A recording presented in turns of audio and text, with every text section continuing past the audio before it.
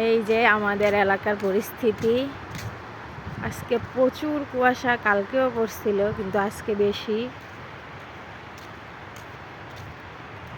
সামনের কিছুই দেখা যায় না, জানি না ক্যামেরা কতটুকু বোঝা যাচ্ছে, কিন্তু সামনে কিছুই দেখা যাচ্ছে না।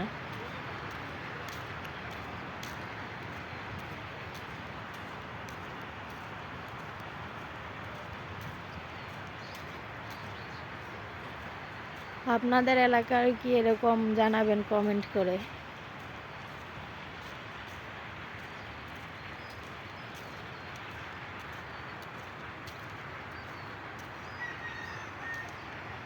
ওই আশেপাশের বাড়ি ঘরগুলোও দেখা যায় না, এত কুয়াশা। আজকে নাকি বিশ্ব ইজতেমার দোয়া।